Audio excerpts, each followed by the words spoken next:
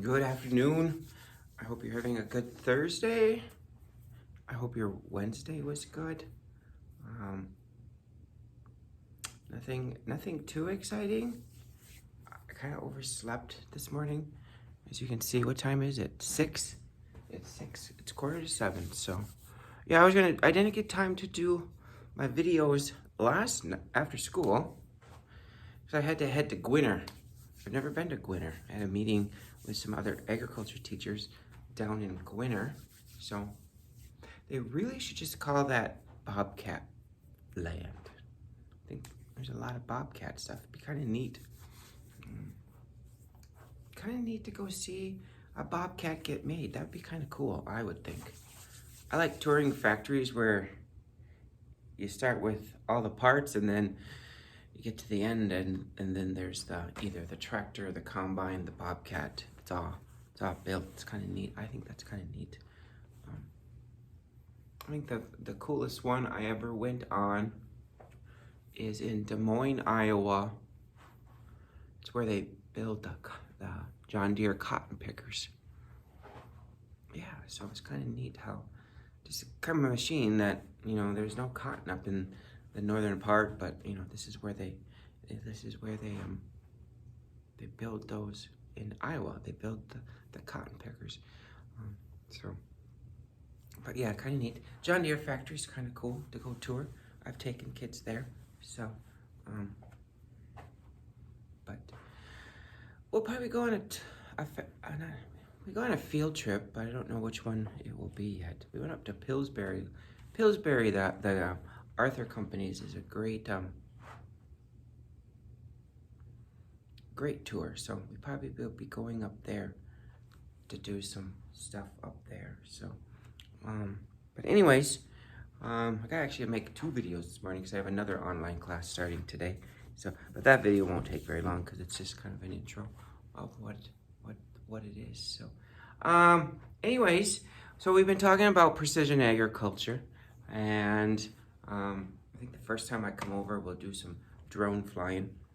I know last year with this class, I did it in the springtime. We'll see once. There's another activity that I like to do before it gets too cold outside, so I might do that one and then save the drones for in the spring. Not quite sure, but anyways, I'm gonna make this video short just so that you guys can get going. This will be the last video for the week because I'm gonna be honest, the activity should take you, I'm gonna be honest, it should take you 2-3 days if you're doing it correctly. But at the same time, yours will be a little different than how I have it done in Valley City here, just because I don't believe you have iPads. I mean, if you have an iPad, it would work better, even if you had to bring one from home. But you guys probably have to draw yours out. I don't know.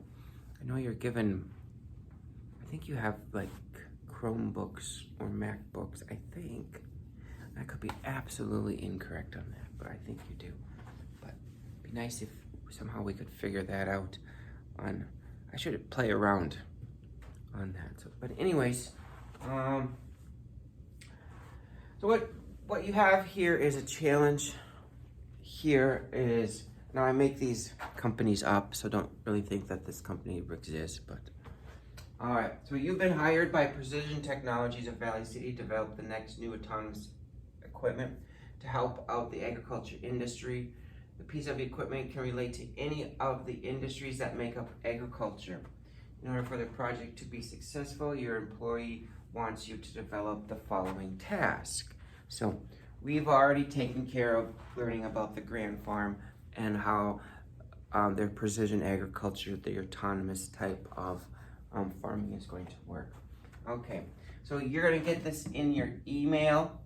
These 3 QR codes are, one of them is the Case autonomous tractor. I actually have seen the Case one in person. It's down at the National FFA Convention in Indianapolis, and they have a huge career fair expo type thing, and they had, I think it's this video here, if I remember correctly. They had the tractor there. It's big. Like, I think the tires, I mean, if you think of I call them 4-wheel drive tractors, ones with all of the big tires on them. You know, all the tires are here. If I have that photo, if I still have the photo, I'll look, but I don't know if I still have the photo because that was a few years ago. One of these is the John Deere, and the John Deere one is completely different. The John Deere one I don't think is even in the United States. I believe it's like over in Germany, the Netherlands, somewhere over there, Belgium. I'm not quite sure where they're using that one. It looks totally different. It doesn't even really look like a tractor. It looks like the front end of a tractor with tires. That's basically what it is. So like the case one, if this is the case one, it's like 8 minutes. This one's like 2 minutes, and I think it's this. And I could be absolutely wrong. So when you screenshot them, they'll pop up. One of them is just different types of autonomous equipment being used in agriculture. All right, so your task here is, now you're gonna have to probably modify this a little bit, and we'll talk about that here in a bit. Okay, so the videos will help you, give you ideas. Okay. If you happen to have an iPad and it works out easier for you, I have the kids use, it's just called the Drawing app. But if you don't have an iPad and you don't think you can do it on your computer, you can just draw it out on a sheet of paper, but same concept, okay? You must draw the autonomous equipment. It has to be very detailed. I mean, if you're done in 15 minutes, I'm gonna be able to tell if you're done in 15 minutes because it's just gonna be slopped together, it's gonna be messy, it's not gonna be colored. If you're drawing it out, you're coloring it, it's gotta be colored. Very detailed. You have to write on there like the different components, and when I pop up the examples, you're gonna see how the kids explain how it works. How does the farmer control it or operate it? You're gonna watch the videos and you're gonna see that some of them show how the farmer's actually controlling it. Even though it's going down the road by itself, it's still being controlled with some type of device. And then you gotta name the equipment. Autonomous must be in the name. So if it's an autonomous sprayer, autonomous egg collector, autonomous herd sorter, autonomous grain inspector, autonomous grain separator. That one hasn't been developed yet. Like autonomous grain cleaner. I mean, that hasn't even been developed yet. So make sure the word autonomous is all in it, and so that you understand that. All right, so let's get to some examples. All right, here we go. So remember, Valley City kids have iPads. So they're done in iPads. So here is this autonomous semi. Okay, this self-driving semi patiently waits for a grain cart to bring the grain and deposits the semi. After the grain is deposited in the semi will then take its way to the elevator. So it just goes to the elevator by itself. So these things right here are sensors that help determine how full it is, and then if it's full, it heads to the grain elevator or the farm, wherever it has to take it. And there is an iPad tablet that the farmer can take with him to control that. So when I looked at this one, I can easily tell that these are sensors. Okay, a tablet controls it, explains it here, it tells me how it's done. So, all right. See if we get another one here. All right, so again, you don't have to be an artist, but you have to be detailed, okay? This one's probably not as detailed as I want, okay? So this is a manure mobile, okay? What it does is it goes in, it cleans out the pens here Like here's the scoop, it scoops it into the back. And the reason why, see, if she didn't explain this to us, I wouldn't know how this one works. Because Valley City kids have to get up in front and explain it. So this, she should have wrote that this dumps back here, okay? And she doesn't really talk about sensors or anything, so keep that in mind. And then it goes and it dumps it. So, you know, this one was tough if I had to just grade it based off looking at it, because there's not very much detail in them. I keep all of them, even if they're good or bad.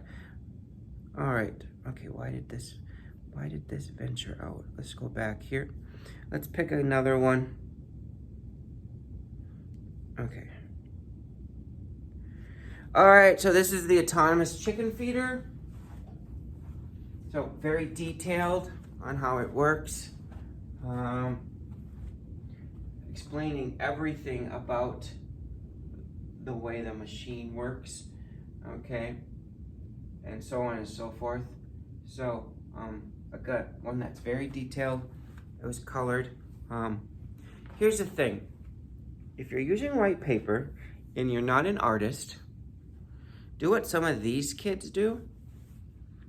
Is they download a photo. For example, if they needed a tractor, they downloaded a photo of a photo, and then what they did is they inserted the photo in the drawing app, traced the tractor, and then just deleted the photo.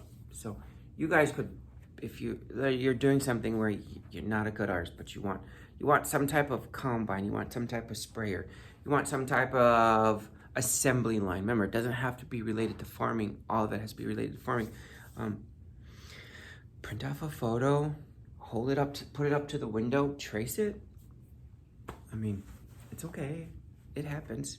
We're not artists, so let me get one. I'm gonna get you my favorite one. Oh, here's one. If you knew the girl, you would understand it. The next two are kind of, if you knew the students, you would think, oh yeah, it makes perfect sense. So this is the autonomous hunting gun. So it works for me, okay? So when the gun detects motion, it sends a notification to wherever device the farmer is using. Then he can see with the camera either to accept to shoot or not. Then he can go get the animal. So if you like to hunt, but you're kind of lazy and don't want to go outside, you can get the autonomous hunting gun. So what happens, here's the camera, here's the gun, okay, here's the motion sensor. So when something comes into view, it sends it to your device. So if it's a deer and it's deer hunting season, you know, if you accept it, it shoots the animal. You know, for example, if it's a hawk or an eagle, senses it, sends it. Farmer looks, not gonna happen. So, all right, the next one, probably one of my favorite ones, is the autonomous scarecrow. Okay. So the autonomous scarecrow has a built-in camera to monitor its movements, and it can be controlled from a phone or an iPad. The sensor's right there. He has a built-in sensors that alert him if he's near the edge of the field or near a fence. You can set the scarecrow boundaries. So there's sensors around the field and there's sensors in him so that he knows. Like all these little prickly things that look like prickly things, they're sensors. So it detects when it gets close to the field. Adding to the field. He moves around to scare off crows and other pests that can ruin your crops, and it's an added protection measure. The scarecrow will fight animals that won't leave. The scarecrow is also made of strong material, so it can withstand harsh conditions. The scarecrow is also waterproof, so he works well in rain. So, just goes walking the field. In olden days, they put scarecrows out in fields. Apparently they were meant to scare the crows away because that would look like people out in the field. So, but if you didn't really know what a scarecrow does. All right, as you can see here, this is a one where the kid traced an airplane and then he deleted the airplane. So, but I wanted to show you that you can have good ones. Not that one. I gotta find the one that I always use. You can have good ones where you're not a very good artist. Here. See, you don't have to be a great artist. So this is Tom K. Baylor, and he does a very good job explaining what everything does. So, and Dylan wasn't the greatest artist, but it works for him. So keep that in mind. Here's another one. This is Jake's, where he wasn't a very good artist, but he just went out and found a picture of a combine and did his best to trace it. So again, another one. So I think I have a sheet that has some examples on it, and then I will send that out to you. So you have today, tomorrow.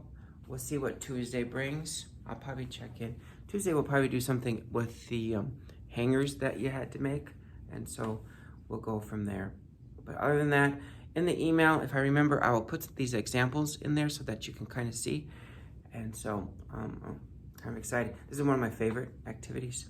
So, side note, and I usually don't gloat because I hate gloating, but this activity, so in Ag Teacher World, so we have this award area called Ideas Unlimited, kind of different ways of teaching a topic. This idea won the state this year.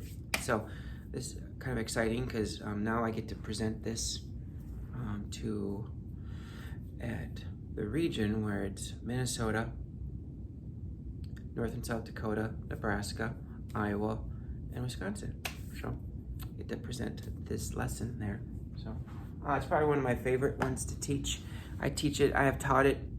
You guys, I mainly teach it in 8th grade, but when I teach it with you guys, we take it steps further. So yes, you're gonna be drawing it, but it's not the only thing you're gonna be doing with it. So 8th graders just get to draw it, and then we go from there. So other than that, this video ended up being longer than I thought. So got to get another video made. So have a great Thursday, and probably will not see you in a video till Tuesday since we don't have school on Monday. But anyways, have a good day.